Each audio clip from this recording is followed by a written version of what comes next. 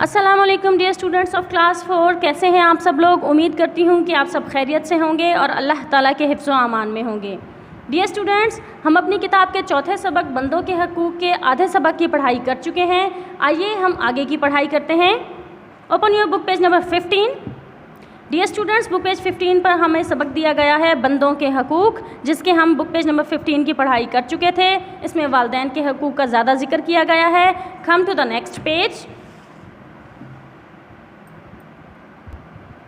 ہمارا آج کا ٹاپک ہے بندوں کے حقوق کی اہمیت۔ ڈیئر اسٹوڈنٹس، ہم بندوں کے حقوق تو جان چکے تھے کہ ہمیں کس کس کا کیا کیا حق ادا کرنا چاہیے۔ والدین کا، پڑوسیوں کا، رشتہ داروں کا، بیماروں کا، سب کا، بیواؤں کا، یتیموں کا، ان سب کا حق جو ہے وہ لازم ہے۔ آئیے ہم آگے پڑھتے ہیں کہ بندوں کے حقوق کی اہمیت کیا ہے۔ اسلام نے بندوں کے حقوق ادا کرنے پر بہت زور دیا ہے۔ اللہ تعالیٰ کے بندوں کی مدد کرنا اللہ تعالیٰ کی خوشنودی حاصل کرنے کا ذریعہ ہے۔ ہم اللہ تعالیٰ کے حقوق تو ادا کرتے ہیں، تو ڈیئر اسٹوڈنٹس ہمیں بندوں کے حقوق بھی اسی طرح لازماً ادا کرنے چاہیے۔ اس سے سب سے بڑی بات تو یہ ہے کہ اللہ تعالیٰ کی خوشنودی حاصل ہوتی ہے۔ اللہ تعالیٰ نے دنیا میں انسان کو اکیلا پیدا نہیں کیا، بلکہ اس کے ساتھ رشتہ داریاں بھی بنا دیں اور آپس میں ایک دوسرے کے حقوق و فرائض بھی مقرر کر دیے، جن کی ادائیگی بہت ضروری ہے۔ حقوق العباد کی اہمیت بتاتے ہوئے آپ صلی اللہ علیہ وسلم نے ایک بار فرمایا، حقوق العباد کسے کہتے ہیں؟ بندوں کے حقوق۔ ایک بار فرمایا، اللہ تعالیٰ قیامت کے دن فرمائے گا، اے آدم کے بیٹے، میں بیمار ہوا، تو نے میری عیادت نہیں کی۔ انسان کہے گا، اے میرے رب، میں تیری عیادت کس طرح کرتا جبکہ تو رب العالمین ہے؟ اللہ تعالیٰ فرمائے گا، کیا تجھے معلوم نہیں کہ میرا فلاں بندہ بیمار ہوا تو نے اس کی عیادت نہیں کی؟ کیا تجھے معلوم نہیں کہ اگر تو اس کی عیادت کرتا تو مجھے اس کے پاس پاتا؟ اے آدم کے بیٹے، میں نے تجھ سے کھانا مانگا، نے مجھے کھانا نہیں دیا۔ انسان کہے گا، اے میرے رب، میں تجھے کیسے کھانا دیتا جبکہ تو رب العالمین ہے؟ اللہ تعالیٰ فرمائے گا، کیا تجھے علم نہیں کہ میرے فلاں بندے نے تجھ سے کھانا مانگا تو نے اسے کھانا نہیں دیا؟ کیا تجھے معلوم نہیں کہ تو اسے کھانا دیتا تو مجھے اس کے پاس پاتا؟ اے آدم کے بیٹے، میں نے تجھ سے پانی مانگا تو نے مجھے پانی نہیں پلایا۔ انسان کہے گا، اے میرے رب، میں تجھے کیسے پانی پلاتا جبکہ تو رب العالمین ہے؟ اللہ تعالیٰ فرمائے گا، میرے فلاں بندے نے تجھ سے پانی مانگا مگر تو نے اسے پانی نہ پلایا۔ کیا تجھے معلوم نہیں کہ اگر تو اسے پانی پلاتا تو مجھے اس کے پاس پاتا؟ تو ڈیئر اسٹوڈنٹس، اس بات کی سمجھ آئی کہ اللہ تعالیٰ فرمائے گا قیامت کے دن کہ اے بندے، تو نے میری عیادت نہیں کی، تو بندہ کہے گا، یا اللہ تعالیٰ، میں آپ کی عیادت کیسے کر سکتا ہوں جبکہ آپ تو رب العالمین ہیں؟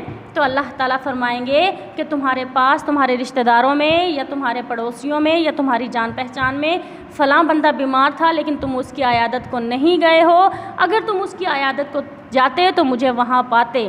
یعنی کہ اللہ کے کسی بھی بندے کی مدد کرنا، اللہ کے کسی بھی بندے کو کچھ دینا، اللہ کے کسی بھی بندے کی عیادت کرنا، سب سے زیادہ اللہ تعالیٰ کی خوشنودی حاصل کرنا ہوتا ہے۔ تو ڈیئر اسٹوڈنٹس، ہمیں بیماروں کی عیادت کرنی چاہیے۔ اگر کوئی ہم سے کھانا مانگے، جتنا ہمارے بس میں ہو ہمیں اسے کھانا دینا چاہیے۔ اگر کوئی پانی مانگتا ہے تو اسے پانی پلانا چاہیے۔ اگر کوئی آپ سے ضرورت کی کوئی چیز مانگے اور آپ اس لائق ہیں کہ آپ اسے دے سکیں تو ڈیئر اسٹوڈنٹس، آپ کو کبھی بھی انکار نہیں کرنا چاہیے۔ اس سے اللہ تعالیٰ بہت ناراض ہوتے ہیں۔ آپ صلی اللہ علیہ وسلم نے فرمایا، نیکی میں کسی شے کو حقیر نہیں سمجھنا چاہیے، چاہے وہ اتنی ہی ہو کہ اپنے مسلمان بھائی سے خوش دلی کا مظاہرہ کیا جائے۔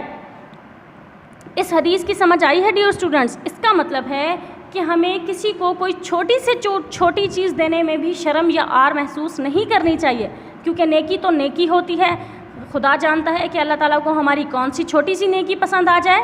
اگر ہم خواہ وہ کیا ہو کہ ہم کسی سے اپنی خوش دلی کا مظاہرہ ہی کیوں نہ کریں، دوسروں کے ساتھ نیک اخلاق سے پیش آنا، اچھے سلوک کرنا، اچھے اخلاق سے پیش آنا، یہ سب بھی تو ہماری نیکی میں ہی شامل ہے۔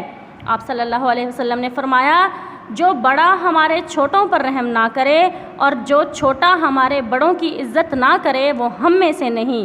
تو ڈیئر اسٹوڈنٹس، بڑوں کو چاہیے کہ وہ چھوٹوں پر رحم کریں، ان سے شفقت سے پیش آئیں، ان سے پیار محبت سے پیش آئیں، اور چھوٹوں کو چاہیے کہ وہ بڑوں کی عزت کریں، کیونکہ اگر ہم ایسا نہیں کرتے تو رسول پاک صلی اللہ علیہ وسلم کا فرمان ہے کہ ایسا شخص ہم میں سے نہیں۔ اللہ تعالیٰ نے بندوں کو ایک دوسرے سے محبت کرنے کی بار بار تاکید کی ہے۔ غیبت کرنے، چغلی کھانے، دوسروں کے عیب تلاش کرنے اور طعنے دینے سے منع کیا ہے، اس لیے کہ ان باتوں سے معاشرے میں بگاڑ اور خرابی پیدا ہوتی ہے، حقوق پامال ہوتے ہیں اور تعلقات خراب ہوتے ہیں۔ تو ڈیئر اسٹوڈنٹس، ہمیں ایک دوسرے سے محبت سے، پیار سے، شفقت سے پیش آنا چاہیے، ایک دوسرے کے ساتھ اچھا سلوک کرنا چاہیے، کسی کی غیبت نہ کریں، کسی کی چغلی نہ کریں، کسی کی پیٹھ پیچھے برائی نہ کریں، دوسروں کے عیب تلاش نہ کریں، کسی کو طعنے بازی مت کریں۔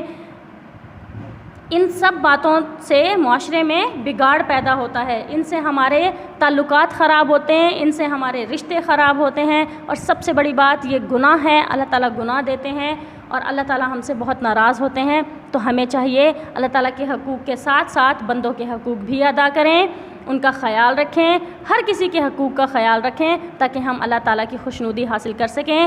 تو ڈیئر اسٹوڈنٹس، آپ کا ہوم ورک ہے کہ بک پیج نمبر 16 کی ریڈنگ کریں، بندوں کے حقوق کی اہمیت، اچھے طریقے سے اس ٹاپک کو پڑھیے گا، سمجھیے گا۔